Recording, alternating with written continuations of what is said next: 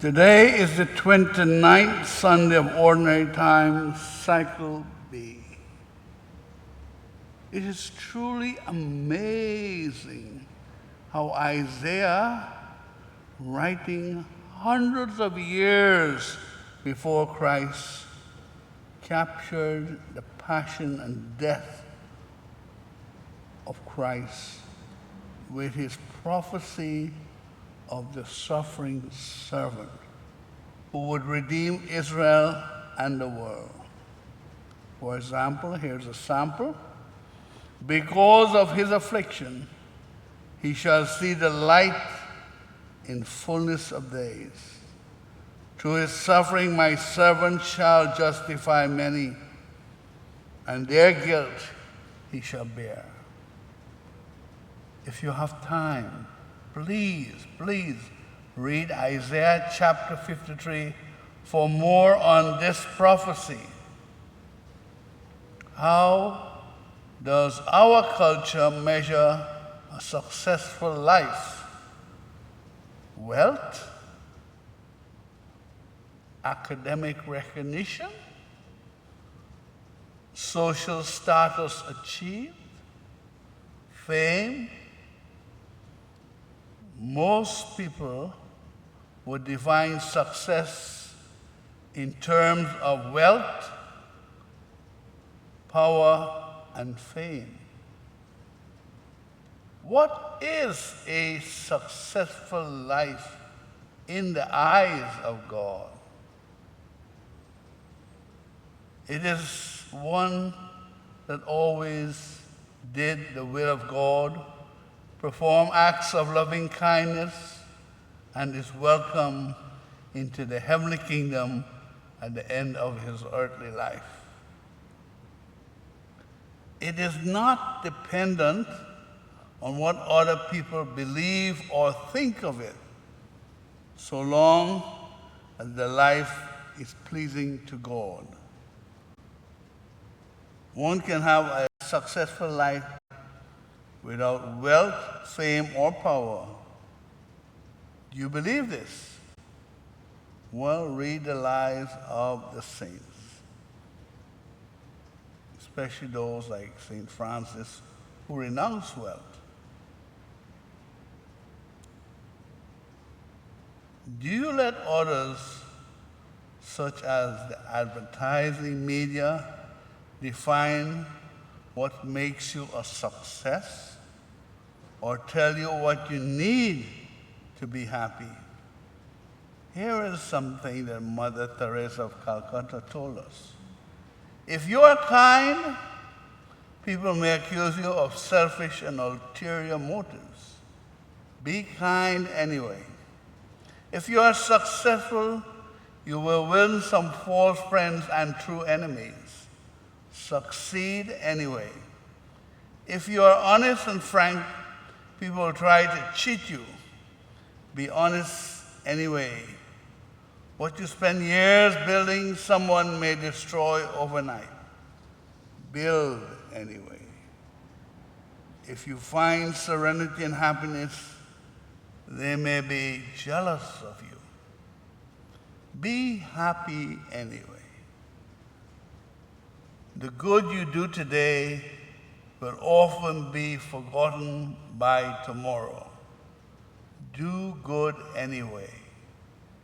Give the world the best you have and may never be enough. Give your best anyway.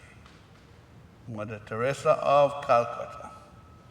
Today's gospel challenges us to rethink the purpose of our earthly life and offer the pathway to eternal life. Jesus, on his way to Jerusalem, had just predicted his passion and death and his resurrection on the third day. Like us, James and John heard only what they wanted to hear. They ignored Jesus' mention of suffering, but heard the words, rise again. They assumed that Jesus would create an earthly kingdom, and they wanted to have positions of honor to sit at the right and left hand of Jesus the King. The other apostles were angry at James and John for trying to get ahead of them. They too desired earthly status and power.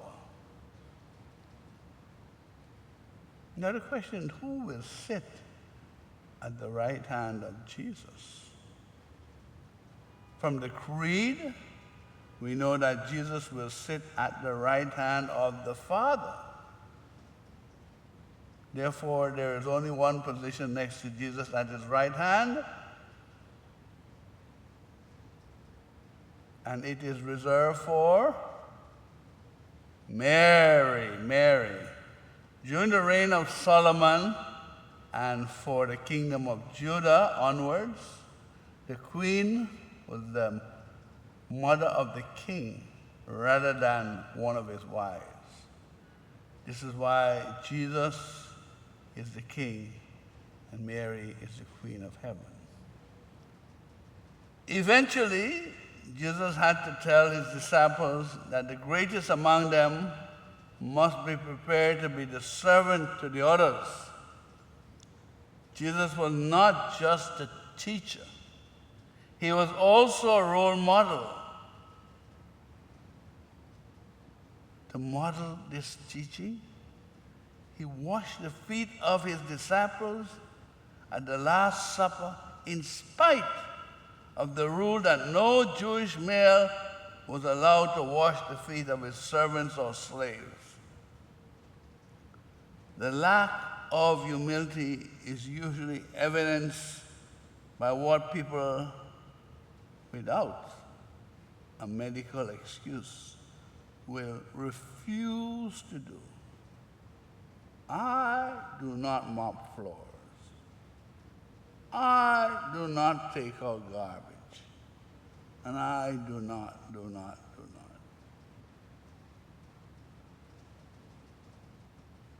They argue over seats of importance, and they treat those of a low status with contempt. They generally show very little compassion or flexibility and are highly annoyed if anything interferes with their schedule or routines. Do not even mention the idea of voluntary sacrifice or suffering for a good cause. Our concupiscence, humanity's flawed nature, in spite of baptism, confirmation, and Holy Communion, we still have what is called concupiscence, which tempts us to sin. Said our concupiscence craves power, wealth, and fame. Left to ourselves, we cannot become humble servants without God's help. St. Paul tells us that we are fortunate to have a high priest, Jesus, who, because he has assumed our humanities, knows our weaknesses and our struggles. We do not pray to God who does not understand our nature.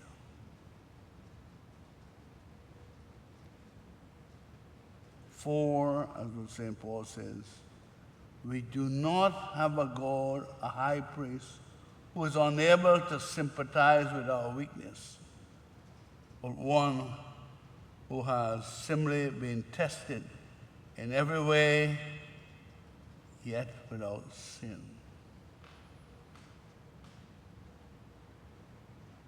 Falsely accused of something?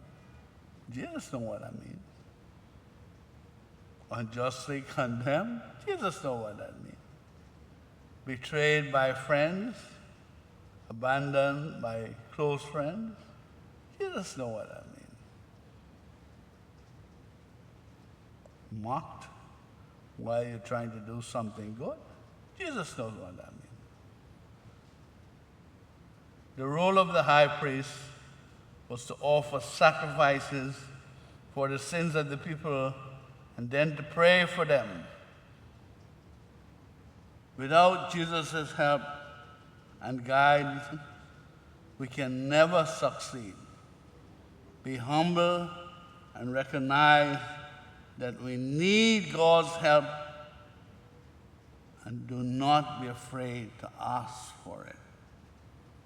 The Eucharist is the memorial of Jesus' passion, death, and resurrection, and the source of his body and blood, the spiritual nourishment that transforms our lives. We need to ask Jesus at the time of reception of his body and blood to make us more like him, that we may assume the role of the humble servant who's willing to make sacrifices for others.